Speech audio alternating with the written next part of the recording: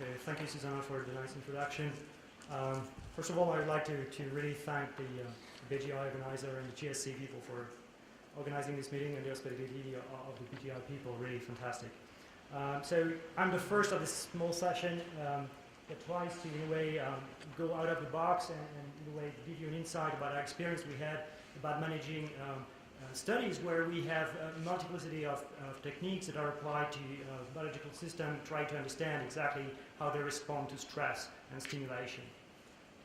So our work was published in Bioinformatics to describe the infrastructure, but also there is a correspondence in Nature Genetics earlier this year.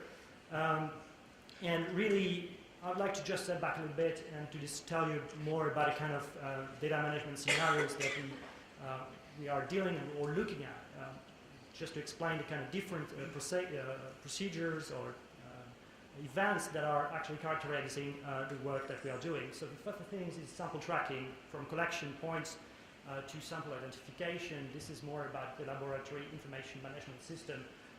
And this is one key infrastructure element is the sample identification, and it seems to be still a difficult element to be able to manage. It seems that Domino Pizza and FedEx are more skilled in tracking their samples or the content than we are, and this is still a kind of missing piece of infrastructure that we should probably address.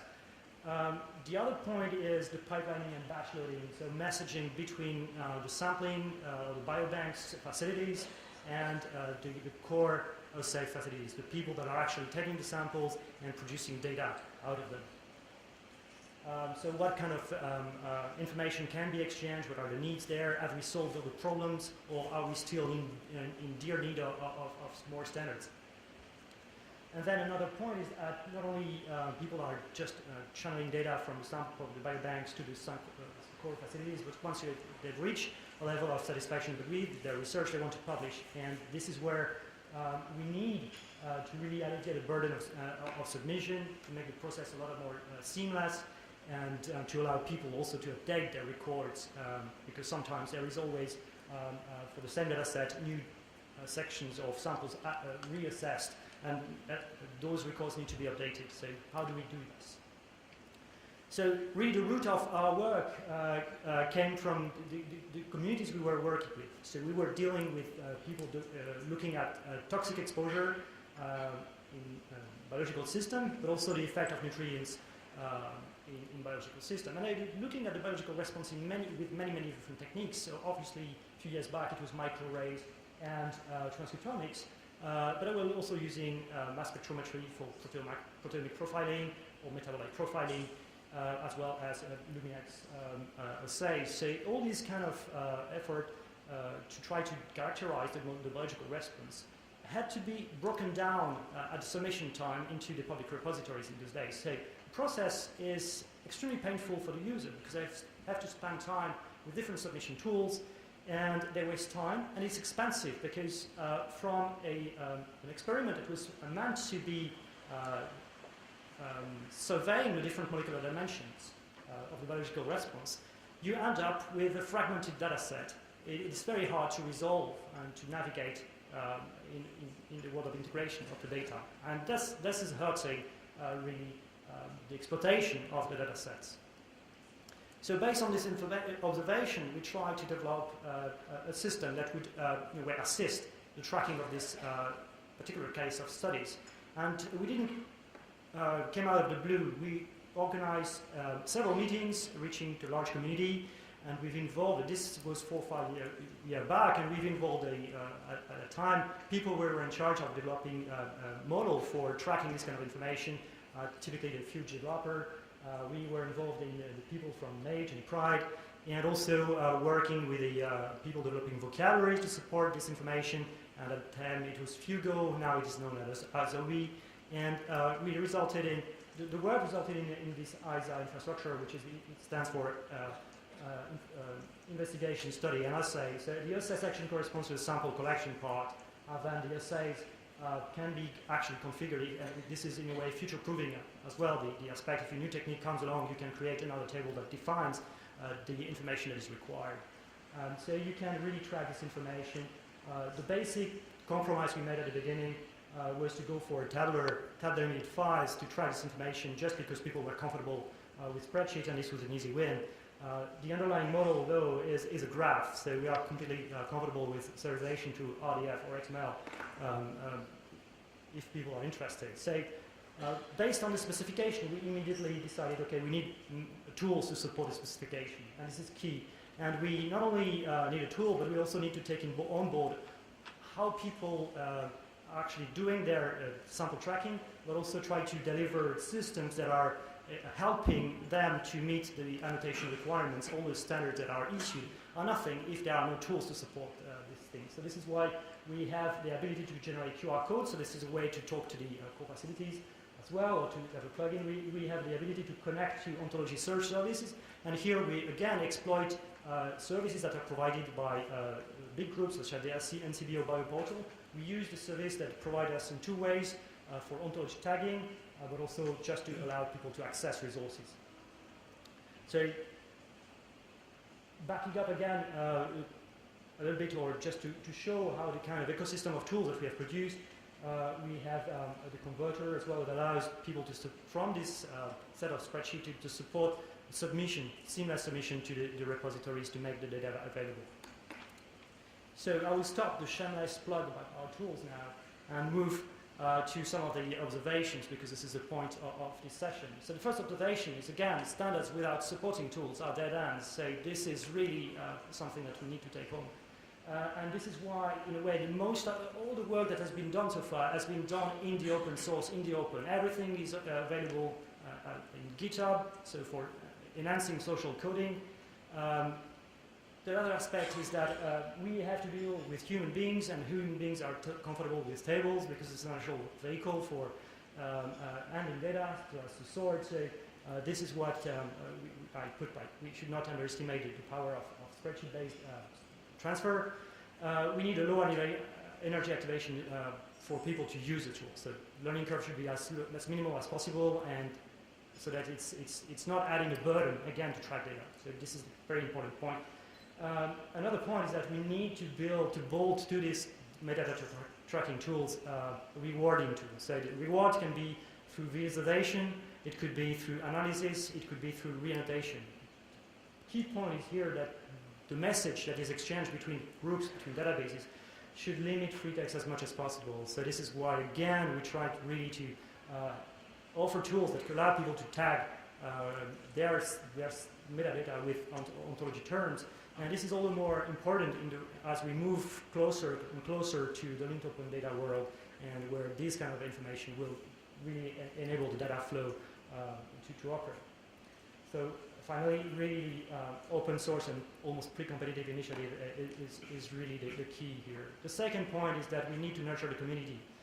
So outreach is essential to building a community of developers. Understanding the different scenarios of the flow of data, where can we improve, where can we really help and support scientists on a daily basis. Finally, we need to engage with users and provide support. This is really, again, engaging with the community. Be open about objectives and the goals. This is, again, a way to make people feel part of the effort. So this is really essentially establishing a dialogue. So people are using our infrastructure. I will got more information. Data science is interested. Metabolites, RDBI, the new repository of metabolomic data, is using the entire infrastructure. And this diversity of users show that we use a very generic system that we are able to track this kind of information. So we don't need to re-specialize metadata tracking for sample description, protocol description. It's already there.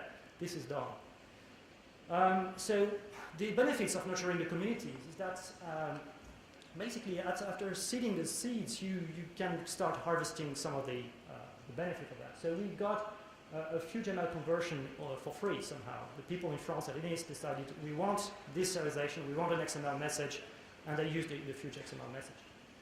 We are also benefiting from the effort of the ToxBank project to produce the ISA to RDF conversion. So again, we are very close to adding an infrastructure that allows people to convert the data to the linked open world. So this is really good information.